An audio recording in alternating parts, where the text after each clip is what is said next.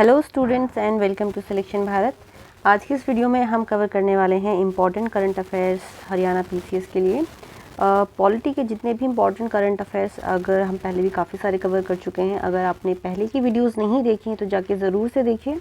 और इस वीडियो में हमारा मेन फोकस रहने वाला है पंचायत और म्यूनिसिपैलिटीज़ के ऊपर। और चलिए वीडियो को शुरू करते हैं। Panchayat level data. तो यहाँ पे जो national data sharing and accessibility policy लाई गई थी 2012 के अंदर, जो मैंडेट करती है कि जो अगर कोई नॉन सेंसिटिव डेटा है वो जो जनरल पब्लिक है उसके लिए डिफरेंट जो प्लेटफॉर्म है गवर्नमेंट के उन पे अवेलेबल होना चाहिए, जैसे कि data.gov.in।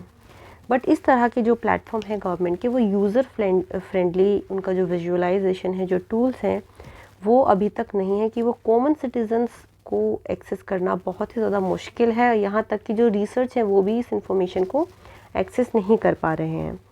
तो recently panchayat advancement index baseline report 2022-23 release हुई है 2025 में, जिसमें टोटल 435 जो यूनिक इंडिकेटर्स हैं उन्हें इंक्लूड किया गया है। 566 डेटा पॉइंट्स यहाँ पे इंक्लूड किए गए हैं अक्रॉस। एक ये नई टर्म अगर आपको देखने को सुनने मिल रही है, आपने SDGs गोल्स के बारे में सुना होगा, ये है localisation of sustainable development goal themes, जो कि जो नेशनल इंडिकेटर फ्रेमवर्क है उसके साथ अलाइन है।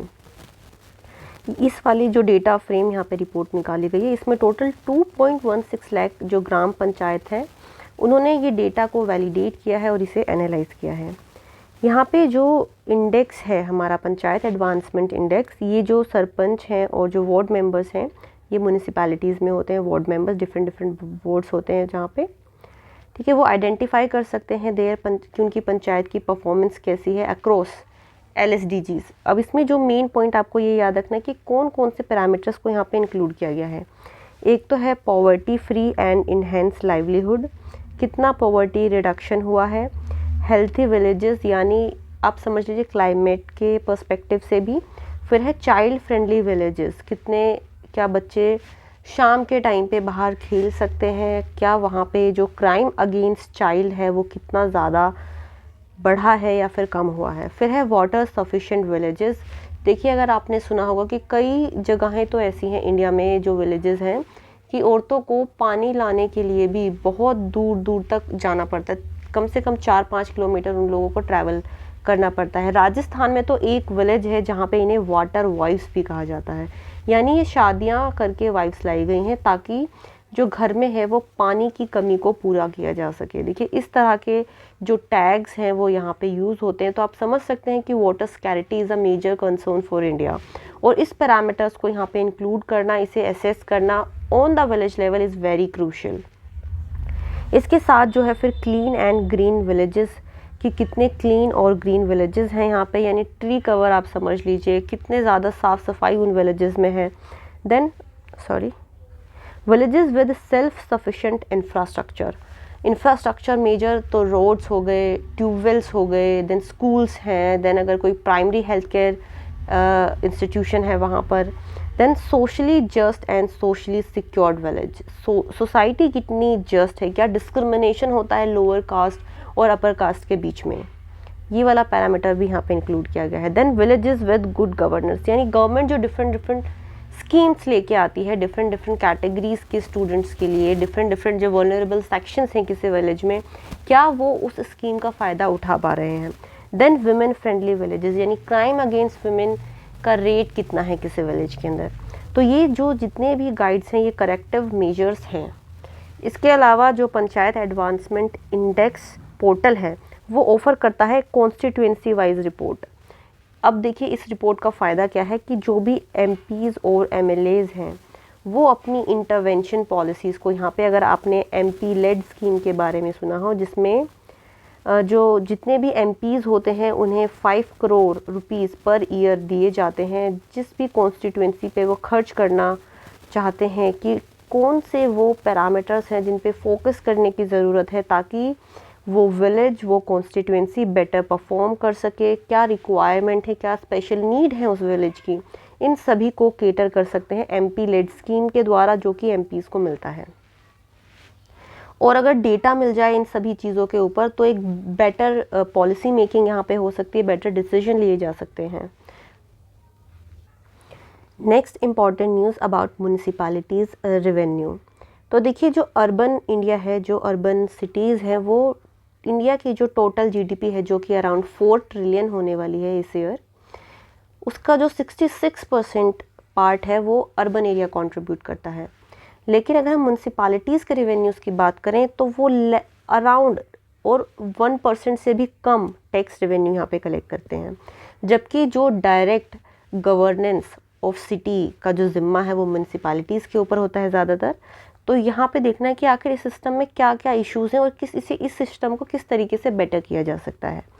देखिए जो म्यूनिसिपल फाइनेंसेस हैं इंडिया में, वो ज़्यादातर डिपेंड करते हैं जो इंटर गवर्नमेंटल ट्रांसफ़र हो गए, अगर या फिर गवर्नमेंट ने कोई लोन लिया है, या फिर सेंटर और स्टेट की स्कीम के अंडर कोई फंड आ गया। मान लीजिए अगर एजुकेशन को लेके गवर्नमेंट कोई स्कीम लेके आई है तो वो कुछ फंड यहाँ पे म्यूनिसिपैलिटी को मिल गए हैं, या फिर कोई जैसे मान लीजिए स्वच्छ भारत अभियान है ना, उसी की जो मेन जो फंड्स उसको मिले हैं, सेंटर ने स्टेट को अलोकेट किया, फिर स्टेट डिफरेंट म्यूनिसिपैलिटीज़ को यहाँ पे अलोकेट करती है।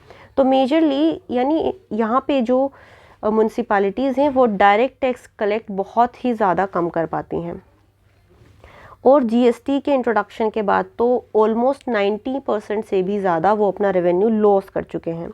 देखिए ये इस तरह के टैक्सेस जो कि ऑक्ट्री टेस्ट है, ऑक्ट्री का जो टैक्स है वो म्यूनिसिपैलिटीज़ लगा सकती थी अगर जो कोई भी गुड्स और सर्विसेज एक सिटी से दूसरी सिटी में ट्रांसफ़र होते थे या ट्रैवल करते थे। इसके अलावा फिर एंट्री टैक्स हो गया या फिर लोकल सर्च चार्जेस हो गए डिफरेंट सर्विसेज के ऊपर।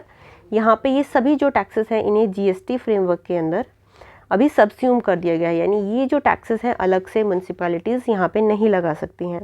जो स्कैंडिनेवियन कंट्रीज़ का एक मॉडल हमें दिखाई देता है वो यहाँ पे एक आप समझ लीजिए एक अच्छा सोल्यूशन प्रोवाइड कर सकता है, क्योंकि जो डेनमार्क, स्वीडन और नॉर्वे, ये जो तीनों कंट्रीज़ स्कैंडिनेवियन कंट्रीज़ हैं जो कि हैप्पीनेस इंडेक्स में सबसे ज़्यादा ऊपर हैं, क्लीनलीनेस इंडेक्स में सबसे ज़्यादा ऊपर हैं।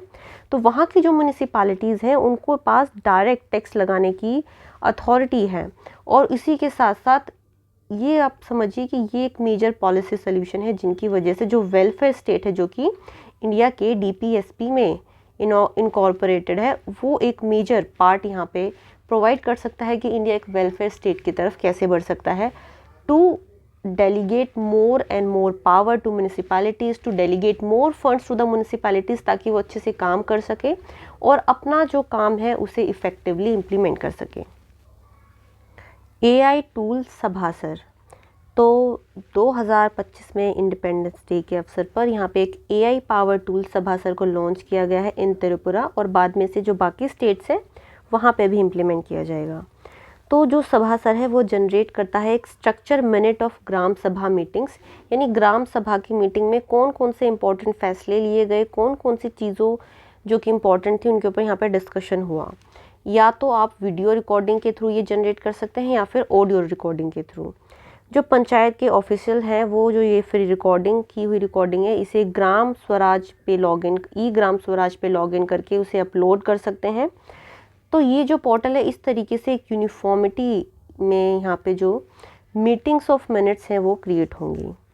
ये जो पूरा का पूरा स्ट्रक्चर है ये भाषिनी के ऊपर बिल्ड किया गया है। देखिए भाषिनी एक AI power language translation platform है जिसके अंदर जो इंडिया की शेड्यूल 8 के अंदर जो 22 लैंग्वेजेस आती हैं उनके अंदर ट्रांसलेशन सर्विसेज, ट्रांसक्राइब सर्विसेज और एक समराइज वे में लैंग्वेज 22 लैंग्वेज में यहाँ पे ये फैसिलिटी प्रोवाइड करने का प्रावधान है। और अभी ये काफ़ी सारी जो लैंग्वेजेस हैं यहाँ पे फैसिलिटी प्रोवाइड भी कर रही है, जैसे हिंदी है, बंगाली है, तमिल है, तेलुगु है, मराठी, गुजराती और प्लस इंग्लिश, क्योंकि देखिए बट इंग्लिश जो है वो 8th शेड्यूल की लैंग्वेज नहीं है, तो ये एक इम्पॉर्टेंट पॉइंट आपको याद रखना है।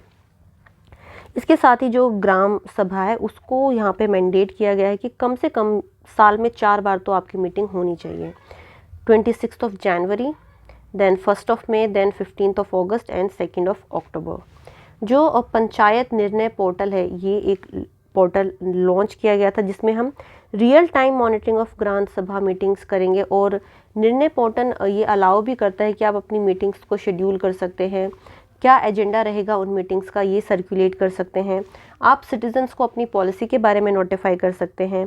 तो इससे क्या होगा, जो सिटीजन्स हैं, ग्राम सभा के जितने भी मेंबर्स हैं, वो उनका यहाँ पे पार्टिसिपेशन बढ़ेगा और एक ट्रांसपेरेंसी भी बढ़ेगी। और ये जो डेटा है सारा पंचायत का, कौन सी पंचायत कौन सा ऐसा इनिशिएटिव ले रही है जिसकी वजह से वहाँ की जो पंचायत है उसमें एक अच्छा बदलाव आया है, तो इस तरह के इनिशिएटिव भी फिर सारी जो पंचायत है उनके साथ शेयर किए जा सकते हैं और फिर वो अपनी कन्वीनियंस के अकॉर्डिंग इस तरह के इनिशिएटिव्स को अडॉप्ट करके अपने विलेज के और भी ज़्यादा प्रोग्रेसिव बना सकते हैं। तो देखिए, जो ग्राम सभा को आप समझ ही सकते हैं कि पंचायती राज सिस्टम का एक बेडरॉक है और 24 अप्रैल को पंचायती राज डे भी मनाया जाता है। और जो ये वाले प्रोविजंस है पंचायती राज के, ये जो 73rd अमेंडमेंट एक्ट आया था 1993 में, उसके थ्रू कॉन्स्टिट्यूशन में इंसर्ट किए गए थे। और अगर हम आज की बात करें तो इंडिया में टोटल 2,55,3997 विलेज पंचायत है अंडर मिनिस्ट्री ऑफ पंचायती राज। और ये जो डेटा हमने यहाँ पे डाला है ये भी मिनिस्ट्री ऑफ पंचायती राज की वेबसाइट से ही है। Next important news is about caste census. तो देखिए, अभी जो हमारा 2021 में सेंसस होना था, क्योंकि ऑलमोस्ट 2011 में लास्ट सेंसस हुआ है तो उसके 10 साल बाद होना चाहिए था, लेकिन कोविड ईयर की वजह से वो सेंसस कंडक्ट नहीं हो पाया। तो कैबिनेट ने जो इंडियन कैबिनेट है उसने रिसेंटली डिसाइड किया है कि कास्ट बेस्ड क्वेश्चन को भी जो अपकमिंग सेंसस है उसमें इंक्लूड किया जाएगा। ये इस तरह का पहला कोई सेंशन होगा जिसमें कास्ट बेस्ड क्वेश्चन को इंक्लूड किया गया है। जो कास्ट सेंसस है वो under ministry of home affair और रजिस्ट्रार जनरल ऑफ जो इंडिया है वो यहाँ पे, और जो सेंसस कमीशन ऑफ इंडिया मिलकर कंडक्ट करवाते हैं इंडिया का कास्ट सेंसस। ठीक है, कास्ट एन्यूमरेशन जो सबसे पहले जो हुआ था कास्ट सेंसस वो 1881 में हुआ था ब्रिटिश रूल के टाइम पे। उसके बाद फिर 1931 में सेंसस हुआ था अंडर J.H. हटन, जिसमें टोटल 4147 कास्ट को इंक्लूड किया गया था और फिर बाद में जो सब कास्ट रही होंगी उनको। मेनली जो ये डिवीज़न और बाइफर्केशन किया गया था वो ऑक्यूपेशन के बेस पे था, क्लासिफिकेशन और हायरार्की के बेस पे नहीं था। ठीक है, और जो 1941 का जो सेंसस हुआ उसने कास्ट डेटा कभी रिलीज़ ही नहीं किया कि इंडिया में कितनी कास्ट हैं कितनी नहीं। तो हर एक जो सेंसस होता है उसे इंडिपेंडेंट इंडिया में, जो इंडिपेंडेंट मतलब इससे पहले तो देखिए जितने कास्ट सेंसस हुए वो ब्रिटिश टाइम पे हुए। तो इंडिपेंडेंट इंडिया की अगर हम बात करें तो 1951 में हुआ था और 2011 से लेकर अभी तक जितना भी डेटा SC ST कैटेगरीज के बारे में है तो वो सिर्फ SC ST के बारे में है, बल्कि अदर कास्ट के बारे में कोई भी डेटा प्रेजेंट नहीं है। अगर हम रीसेंट क्या मतलब इससे पहले जो कलेक्ट हुआ था वो 1931 में ही हुआ था। तो गवर्नमेंट इस बार ट्राई कर रही है कि जो नया सेंसस हो उसमें हम कास्ट बेस्ड डेटा भी इंक्लूड करें। ठीक है, तो मेजरली जब कास्ट सेंसस का डेटा आ जाएगा तो तब हम उसको काफ़ी डिटेल में डिस्कस करेंगे फिर, क्योंकि काफ़ी सारे जो एग्ज़ाम्स आते हैं उनमें उस डेटा से क्वेश्चन बनना काफ़ी लाइकली हो जाएगा। बट अभी के लिए इतना ही, और अगर आपको वीडियो पसंद आई तो इसे लाइक कीजिए, ज़्यादा से ज़्यादा अपने दोस्तों के साथ शेयर कीजिए, और अगर आपने अभी तक हमारे चैनल को सब्सक्राइब नहीं किया है तो ज़रूर से करिए।